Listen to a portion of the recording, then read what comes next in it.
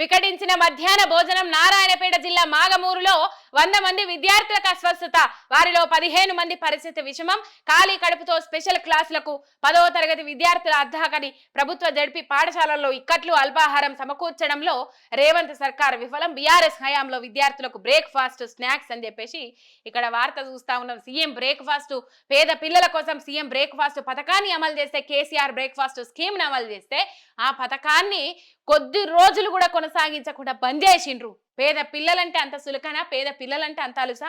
నిజంగా మేము కూడా గవర్నమెంట్ బడికే పోయి చదువుకున్నాం. ప్రేరు కందాలి అని చెప్పేసి ఆగమాగం కనీసం సాయి ఒట్టు కూడా తాగకుండా పోయేది. అప్పుడు ఆ పథకం ఉంటే బాగుండు అనిపించింది కేసీఆర్ పెట్టంగానే. అబ్బా మా అప్పుడు ఈ పథకం ఉంటే ఎంత మంచిగుండు అని చెప్పేసి మస్తు ఖుషి అయినాం.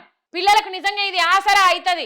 అవ్వయ్యలు పొద్దుగాలు లేవగానే ఇంత సర్ది పెట్టుకొని పొలం పనులకు పోతారు, కూలీ పనులకు పోతారు, పిల్లలు బడికి తయారయ్యి ఆగమాగం పోతారు. కనీసం ఇంత సాయి బొట్టు కూడా కడుపులల్లా వేసుకొని రారు. మధ్యాహ్నం భోజనం పెట్టేదాకా ఎదురు చూడాల్సిన పరిస్థితి. ఆ మధ్యాహ్నం భోజనం పెడితే ఈ పరిస్థితి. వికటించిన మధ్యాహ్నం భోజనం నారాయణపేట జిల్లా మాగనూరులో ఇగో వీళ్ళు పిల్లల పానాలు పోతుంటే 15 మంది పరిస్థితి విషమంగా ఉన్నదట. పిల్లల పానాలు పోతుంటే ఆయననేమో విజయోత్సవ సభలు పెట్టుకుంటూ తిరుగుతా ఉన్నాడు. మొత్తం మీద మొన్న సప్పట్లు కొట్టించుకున్నాడు కదా, ప్రభుత్వ పాఠశాలల్లో చదివే పిల్లలతోని సప్పట్లు కొట్టించుకున్నాడు. ఇగో ఇది పరిస్థితి. వీడియోలు చూపెడతా, కింద కామెంట్లో పెట్టేటోళ్ళు ఈ వీడియోలు కూడా చూడాలి. కనీసం మధ్యాహ్న భోజనము పిల్లలకు మంచిగా పెట్టని పరిస్థితి. పిల్లలకు మధ్యాహ్న భోజనం కూడా మంచిగా పెట్టని పరిస్థితి. ఈ పరిస్థితి చూస్తా ఉన్నాం. చూడుర్రి, ఇది వ్యతిరేకత. ఇది వ్యతిరేకత.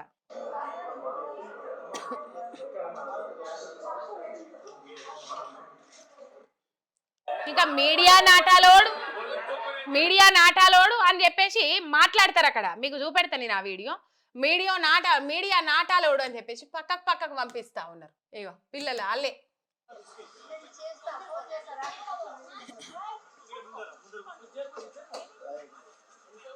ఈ పిల్లలు ఈ పరిస్థితి నారాయణపేట జిల్లాలో మాగనూరులో. ఇది మొత్తం మీద ఈ పిల్లలు మీ ఇంట్లో పిల్లలు అసొంటోళ్ళు పిల్లలు కాదా?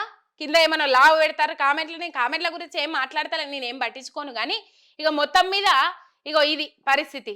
కనీసం గవర్నమెంట్ బళ్ళల్లో చదివే పిల్లగాళ్లకు బుక్కడు బువ్వ నాణ్యమైన భోజనం, గురుకులాలలో చదివే పిల్లలకు నాణ్యమైన భోజనం పెట్ట సాధన అయితే లేదు. కానీ లావు 1000 మంది విద్యార్థులు 1100, దీంతో ఈ 100 మందితోని 1100 మంది విద్యార్థులు 11 నెలల అస్వస్థతకు గురైతే ఎవరు మాట్లాడరు దీని మీద?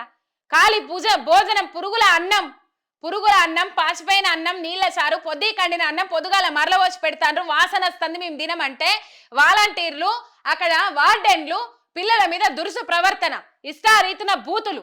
కనీసం ఈ విద్యా వ్యవస్థను పటిష్టం చేసి అది లేదు. కానీ ఇగో విద్యా వ్యవస్థను ఆగం చేసిండు కేసీఆర్. ఇట్లా సోషల్ మీడియాలో వీడియోలు దింపుడు. కనబడతలేదా ఎవరు ఆగం చేసిండ్రో? కనబడతలేదా ఎవరు ఇబ్బందికరమైన పరిస్థితులకు గురి చేసిండ్రో?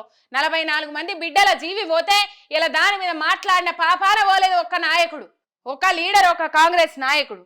ఇలా ఈ పరిస్థితి చూస్తా ఉన్నాం. మొత్తం మీద ఇట్లాంటి వాతావరణం ఉన్నది. ఇక మాట్లాడద్దు అంటారు ఏమన్నంటే. రేవంత్ రెడ్డిని తిట్టద్దు, మాట్లాడద్దు. రేవంత్ రెడ్డిని నువ్వు తిడతావా?